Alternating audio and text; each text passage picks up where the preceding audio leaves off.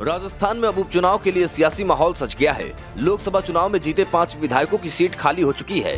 BJP और कांग्रेस इस बार बड़ी चैलेंज के रूप में ले रही हैं, क्योंकि ये 5 सीटें कांग्रेस या फिर कांग्रेस के साथ जुड़े हुए दलों के पास ही है। जाहिर सी बात है, कांग्रेस ये सीट खोना नहीं चाहेगी।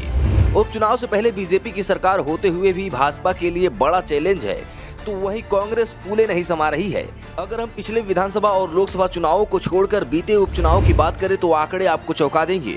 अगर अशोक गहलोत के सरकार के वक्त की बात करें तो उस दौरान 8 उपचुनाव हुए थे और कांग्रेस 6 सीट जीतने में कामयाब हुई थी, तो वहीं सिर्फ 1 सीट बीजेपी जीत पाई और आरएलपी 1 सीट जीती थी। ऐसे में भजन लाल सरकार 5 सीट जीतने का बड़ा दावा कर रही है, जो बिना ऑक्सीजन लिए माउंट एवरेस्ट पर चढ़ने के बराबर है। बीजेपी जहां नए चेहरों की तलाश कर रही है, तो वहीं कांग्रेस या सहयोगी परिवार से ही चुनावी फील्ड में उतार सकती है। बताया जा रहा है कि खियूसर में आरएलपी से परिवार के सदस्यों को टिकट मिलना तय माना जा रहा है। 84 से बीएपी नए चेहरे को उतार सकती है। देवली उनियारा में जरूर दोनों ही पार्टियों के उम्मीदवार उतारना चुनौती है। अगर गहलोत सरकार की बात करें तो साल 2018 से 2023 के बीच 8 उपचुनाव हुए। 6 सीट पर कांग्रेस ने जीत हासिल की थी। बीजेपी 1 सीट और 1 सीट आरएलपी जीती थी। कांग्रेस 4 सीट तो जीती ही थी, लेकिन बीजेपी की भी 2 सीटें हथिया ली।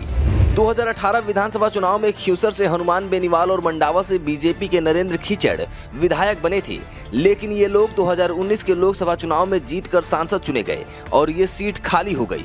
लेकिन जब उपचुनाव हुए तो खियूसर में आरएलपी जीत गई, लेकिन मंडावा सीट कांग्रेस ने भाजपा से छीन ली। इसके अलावा मार्च 2021 में राजसमंद, सहाड़ा और सुजानगढ़ के विधायकों की निधन होने पर उपचुनाव हुए। राजसमंद फिर भाजपा ने जीती, सहाड़ा एवं सुजानगढ़ में कांग्रेस जीत गई। वल्लभनगर और धरियावत में उपचुनाव हुए। वल्लभनगर में फिर कांग्रेस जीती। धरियावत सीट से पहले बीजेपी जीती थी, लेकिन उपचुनाव में कांग्रेस ने भाजपा से ये सीट छीन ली। इसके अलावा सरदार शहर से कांग्रेस के विधायक चुने गए थे, लेकिन नवंबर 2022 में अनिल शर्मा का निधन हो गया। जब इस सीट पर उपचुनाव हुए तो कांग्रेस ने फिर बाजी मार ली। आपको बता दें कि 84 विधानसभा इस बार भी बीजेपी के लिए जीतना मुश्किल होगा। 2018 और 2023 के विधानसभा चुनाव में आदिवासी पार्टी के राजकुमार रोत लगातार 2 बार विधायक चुने गए। 2018 में अपना 5 साल का कार्यकाल पूरा किया था, लेकिन 2023 की जीत के बाद हाल ही में हुए लोकसभा चुनाव में बांसवाड़ा डूंगरपुर से सांसद का चुनाव लड़ा था और जीतकर पहली बार सांसद बने, जिसके बाद विधायक पद से इस्तीफा दे दिया और अब 84 सीट खाली हो गई है और अब इस सीट पर उपचुनाव होने वाले हैं। इसके अलावा खियूसर विधानसभा में हनुमान बेनीवाल का दबदबा माना जाता है।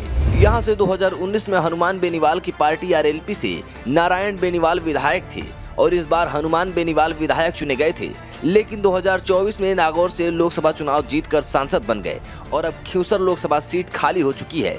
84 और खियूसर से बीजेपी पिछले कुछ सालों से खाली रही है। इसके अलावा दौसा, झुंझुनू, देवली उनियारा कांग्रेस के हाथ में रही है। अब देखना होगा कि होने वाले इस बार के उपचुनाव में बीजेपी 5 सीटों में से कितनी सीटें जीत पाती है। Bureau report, political panchayat.